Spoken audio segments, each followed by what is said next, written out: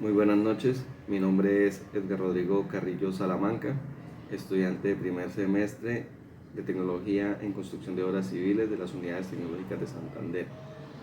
Mi grupo es el E281 de la jornada nocturna de la sede de Piedecuesta. Para este proyecto vamos a realizar un análisis y un resumen de la obra literaria 12 cuentos peregrinos de Gabriel García Márquez.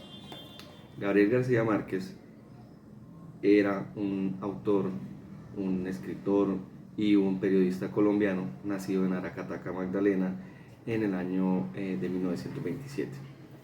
¿Sí? Fallece lamentablemente en México en el año 2014.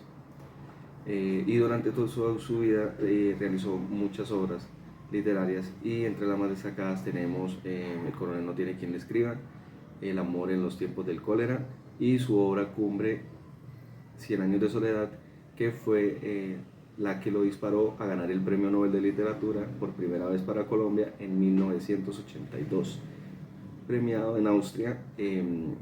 Después de leer muchos de estos cuentos, por no decirlos todos, decidí hacer mi resumen o mi narrativa sobre La Tramontana, uno de los últimos cuentos ubicados en el libro y del cual vamos a hacer un pequeño análisis.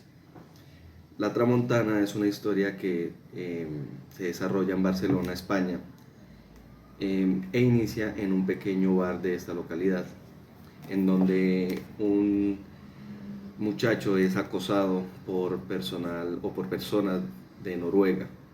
¿Sí? Esto le trae al autor un recuerdo de hace unos años, en el cual él se encuentra ubicado en otro punto de Europa y se le viene a la mente algo que él denomina o lo que los locales denominaban una tramontana. La tramontana era una borrasca, por decirlo de alguna manera, con un viento muy fuerte que sacudía esa localidad por ciertos periodos de tiempo. Pero había alguien en particular para quien la tramontana era bastante especial. Esta persona, el autor no la presenta como el portero y lo describe como un lobo de mar viejo, con mañas y capaz de lidiar en alta mar, pero que en este momento estaba resignado a un cubículo de portero. ¿Sí? Fue él, precisamente el portero, quien le presenta la tramontana al autor y le explica en qué consiste. ¿Por qué se lo explica? Porque lo encuentra, digamos, un poco asustado por la narración de los locales y le explica eso también porque lo ve muy angustiado.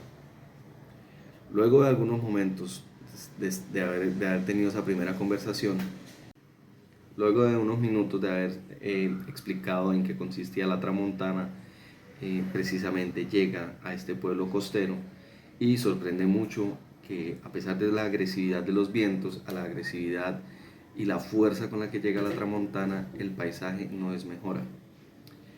La tramontana llega y va por algunos días y cuando ya precisamente pensaban que después de tanto tiempo la tramontana iba a desaparecer, lo sorprendió nuevamente, a los cuales el portero volvió y los ayudó y los puso a salvo al autor y pues a sus acompañantes. Pero ¿cuál sería la sorpresa? Ya para finalizar esta historia, que al día siguiente, cuando se pensaba que todo iba a estar en calma, no se sabía nada del portero.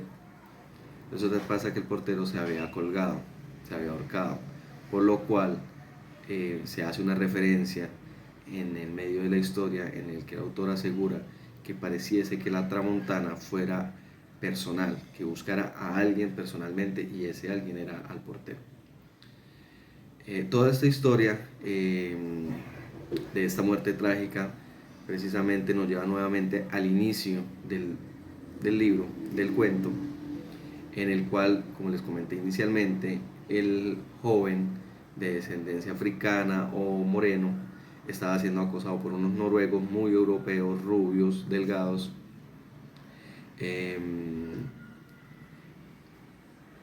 y al autor se le vino a la cabeza esta historia de muertes trágicas, ¿Por qué? Porque este muchacho, al verse acosado de esta manera y prácticamente secuestrado en una camioneta, decidió escapar de ella en movimiento y cayó por un abismo. Y este sería el final de la historia. Como conclusión, encuentro dos principales y las quiero plantear de esta manera.